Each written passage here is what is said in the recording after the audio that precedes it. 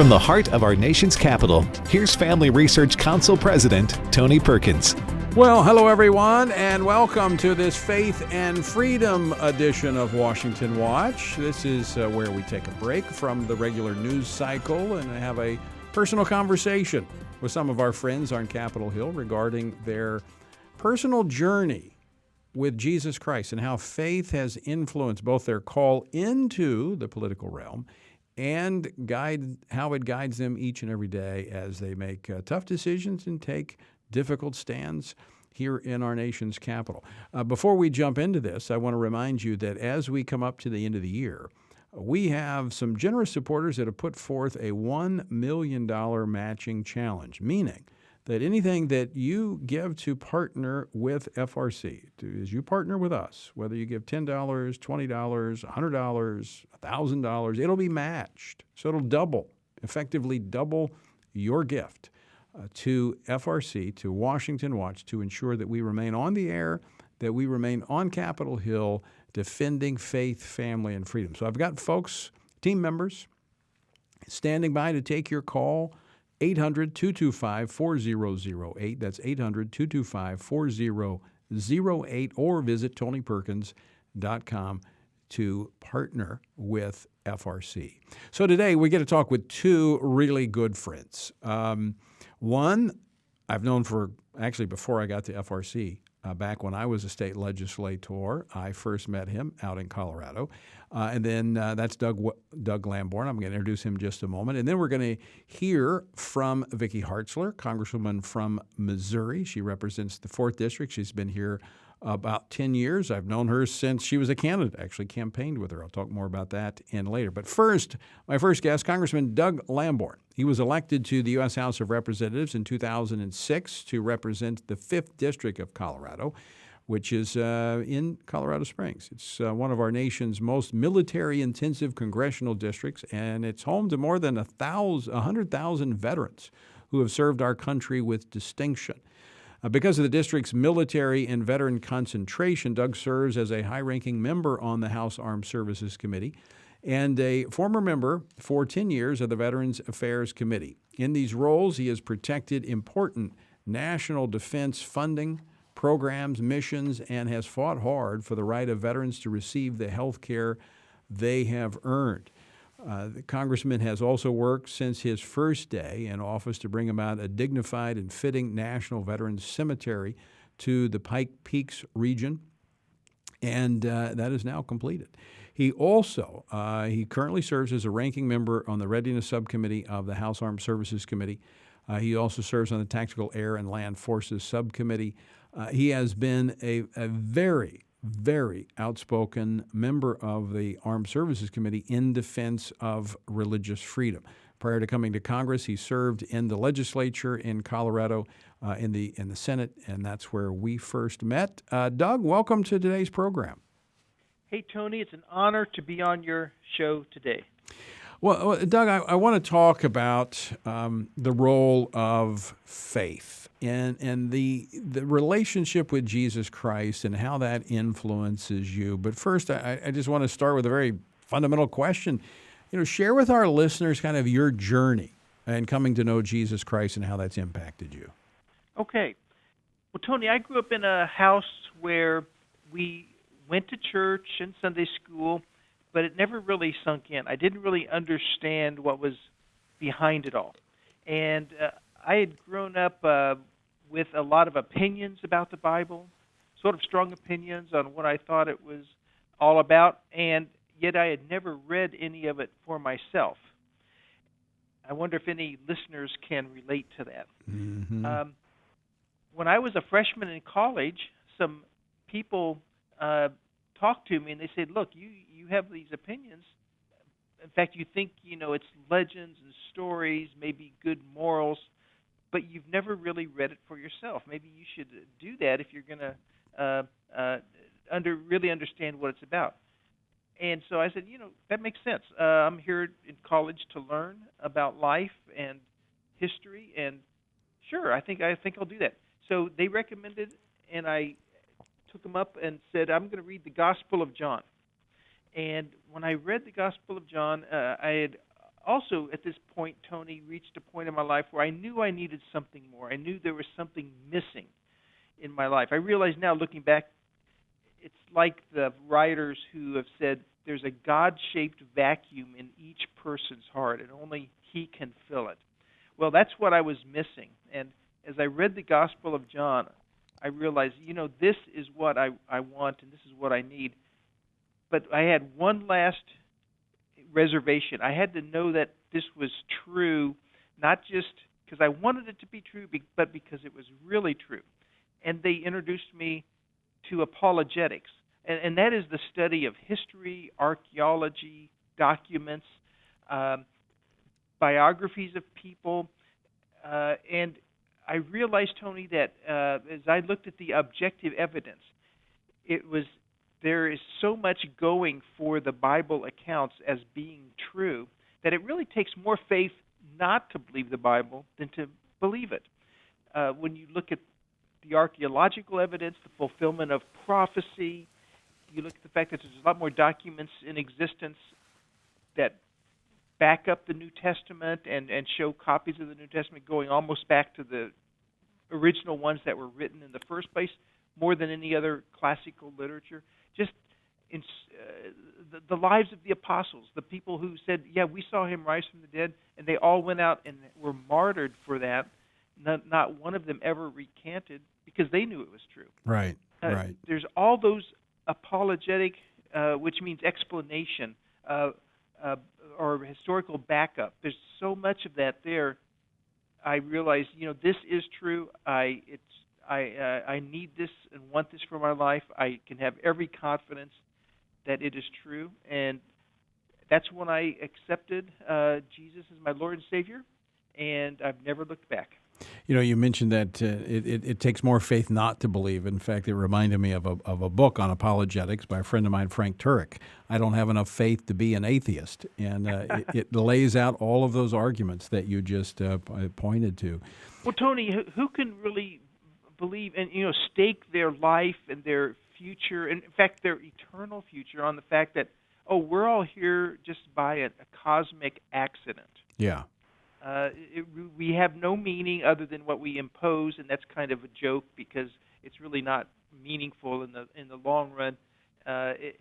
Everyone should go out. Let's eat, drink, and be merry, for tomorrow we die. No, I don't want that philosophy, because that's not really what life is about. Right. There's the moral argument looking at the natural law. There's the teleological. All of those elements that you look at, the evidence is overwhelming. You're absolutely right. And in your life, I know a little bit from your background. Your father was a World War II combat veteran, and he was a correction officer at Leavenworth, the federal penitentiary there. You grew up with an understanding that was kind of instilled in you about a service before self. Tell us about how the influence your father had on you. Well, that's a good point, Tony. And he was just a farm boy from Kansas who ended up going to World War II when that war broke out, doing his patriotic duty. Him and his friends went down and enlisted almost the first chance they got. And they served honorably. He served in 11 campaigns in North Africa, Italy, and Sicily. And basically, it was the greatest generation at work. They brought freedom to Europe, defeated Nazism. Later, America continued that great tradition, and with Ronald Reagan's leadership, we defeated communism. This is the kind of great the backbone of what America is all about, and we ride on their shoulders. And so they've set a great example, and I'm afraid some people have lost track of what America is about these days. They think that the country is irredeemably flawed, and they only look at the flaws and the bad things and the mistakes. They don't look at the many times more good things in our country's history. And we've lost so much historical awareness, especially with, I think, this youngest generation. I want to help them restore that. But we have so much to be proud of with our ancestors and with the founding of our country, Yeah. and with our country down through the years. Yeah, we've not always gotten it right, but we've been moving in the right direction, correcting those errors of the past. We've got a couple more minutes in this segment, and I want to get to how faith influenced your role into making that step into the public arena. You and I met, I think, back in like 1998. You were somewhere around there. You were Senate Pro Tem, I think, in the Colorado Senate, if I'm not mistaken. What led you, and what role did your faith play in stepping into the political arena? Well, Tony, I wanted to make a difference. I want to make our country and my community, my state, a better place. I love America. I love Colorado. I love Colorado Springs. And this is my way of contributing. You know, different people have different gifts and talents. And I've always loved public policy. That's one of the reasons why I went to law school, why I love history, American history in particular. And I thought, hey, I could dedicate my time and energy and resources to really building on what we've done as a country, but making it even better. And along the way, I want to push for Christian and conservative values, because that's what I personally believe in, what I personally think were instrumental in the founding of our country, and what I think is the best way forward. Now, I realize, Tony, we're a pluralistic society, and there are people with different faiths and people with no faith. But my contribution is to say, look, there are some solutions we find through acting on faith that make life better personally and corporately than if we don't act on faith. And so I'm proposing that there are faith solutions that should be part of our public dialogue and part of the solutions that make life better. You know, you think of drug abuse, you think of broken families, you think of people exploiting each other, crime, and things like that. Those are all made better when people are filled with faith and are acting on faith. One by one, we've seen so many thousands and millions of lives in this country of people's conduct being turned around almost from night to day. Right. When they have a vibrant, active, living faith. Yeah, and that is so important. And it's kind of, our worldview is shaped by what we believe. And as Christians, you know, we need more Christians to have a biblical worldview, but that's what we're talking about, our decisions being informed by our understanding of God's Word and revealed truth. And we're going to talk about that. We're up against a break. We're going to continue this conversation with Doug Lamborn. We're going to talk about how faith instructs his role as a member of Congress. And I'm going to ask him the question, should it? There are some that says you should check your faith at the door of public service. So I'm going to ask him that question, as I ask many, because that's going to be a big issue in the days ahead. Believe me, it is. It's going to be resurrected, if you will, by the left. It was a big deal under the Obama administration. It's going to come back. All right, folks, you're listening to the Faith and Freedom edition of Washington Watch. Congressman Doug Lamborn, my guest. We return with him and continue our conversation right after this break. Don't go away.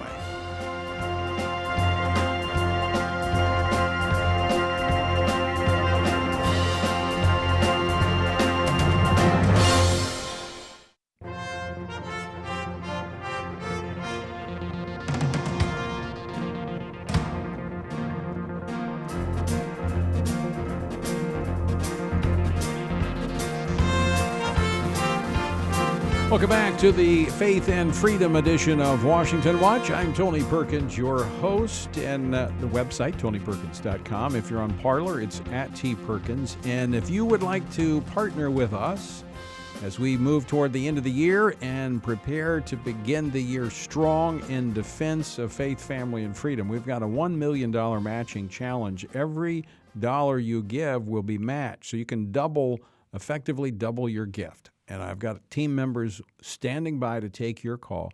Call us, 800-225-4008. That's 800-225-4008. Or you can go to tonyperkins.com. Congressman Doug Lamborn of Colorado represents the area principally there in Colorado Springs. We were discussing with him before the break about, the role of faith, the worldview that we have that, look, we know we live in a pluralistic society. Everybody has a right to bring their ideas to the table, and that includes you and I as believers. But Doug, there are some, and I think we're going to hear this a lot more in the days ahead if there is a Biden administration, arguing that people of faith need to check their faith at the door, that they should not bring that to the table for discussion when it comes to public policy and public service. What do you say to that? I totally disagree with that, Tony. If you look at the founding of our country, it's not freedom from religion that the Bill of Rights talks about. It's freedom of religion. And people who have faith are welcome to bring that faith into the public marketplace of ideas and to discuss them, to act on them, to try to persuade others that, these are good policies and principles, just as people are free to reject those tenets of faith and those policies that might be based on faith ideas. So it's a vibrant, robust discussion that we're having in our country, but faith needs to be part of it. And I think actually we have superior results, like I was mentioning a minute ago, when people are acting on a genuine faith, and the morals that would be in their life to love other people and serve other people is better than people just out there selfishly living for themselves. So I think faith should be and must be a part of our public dialogue. Well, going back to your earlier comment about apologetics, this is one of those areas where those who argue that people that have faith should not have the ability to allow that faith to guide their steps. Well, for those that are hostile toward faith, that deny the existence of God or agnostic, should they have the right to have their worldview shape the policies that they pursue? We would say yes. Everyone has a right to bring forth their ideas. They're the ones that want to shut down the discussion and the ideas of people of faith, and so they can't have it both ways. That's exactly right, Tony. And so I'm going to, no matter what naysayers might do or say, I'm going to continue pushing for ideas built on faith and for my personal viewpoints, and just let the chips fall where they will. Doug Lamborn, you and I have worked on a number of issues together. We've worked on Israel. We've done some things as it pertains to Israel together. And as I mentioned, we've known each other prior to you coming to Congress and prior to me coming to FRC. But let me ask you this question. When you first came to Congress back in 2006, were you surprised to see the number of men and women of faith, especially in the last 10 years, that have been drawn to Washington, D.C. to serve in the United States Congress? Yeah, there are some strong believers. It's very gratifying. Maybe not enough. I wish there were more, but there are some really wonderful people, and I think it's a good trend in our Congress and in society that people of faith are made to feel welcome and who contribute a lot. Tony, I try to demonstrate my faith with some of my activities that I do. Let me mention a couple of those to you. This week, it may happen before this broadcast, but I'm going to do my 5th annual Bible Hour, where we talk about, based on Bible Week, the testimonies of believers in Congress where the Bible has changed their life, or all the evidences for why the Bible is true and should be believed and adopted by people as a guide for their lives. I have with my wife Jeannie, we have a prayer partner list of hundreds and hundreds of people. We send out detailed emails every week or so, asking them to pray for this or that, and as well as for personal needs that me and my family, my staff might have. And that's something I really put a lot of time and resources into, and it's made such a big difference. I feel the power of prayer acting in good ways to help me and my family, in kind of a world in turmoil. And so I'm very active about harnessing that power of prayer. And with my good friend Vicki Hartzler, I know she's going to be on your show also. She's chairman of the VAT, Values Action Team, and I'm vice chairman of the VAT. And we work for religious liberty, whether it's in the military, whether it's in the rest of society, for pro-life amendments and legislation, for pro-family legislation and amendments. We try to hold bureaucrats' feet to the fire when they make a bad decision, or people out there in government that are lording it over those who have faith and making life difficult for them in an unconstitutional way. We push for the Constitution, and I do that in my committee work and wherever I can. And Tony, I'll just give you one example. A few weeks ago, I led a letter and got 120 of my fellow conservatives, social conservatives, to join me in thanking President Trump and his administration and really pushing for them to continue to not use fetal research, to not use the destruction of fetuses for part of their scientific research. You know, we don't need that. We can use adult stem cells. We don't need to destroy unborn children, which is what a fetus amounts to. Right. To do scientific research. And if we have a Biden administration come in, I think it's going to be a potential reversal of that important Yes, absolutely. It'd be devastating and sad. Yeah. But those are the kinds of things that those of us who are social conservatives are going to be working for and pushing for every day. Well, Doug, we got to leave it there. We're out of time. Thanks so much for joining us, and have a Merry Christmas.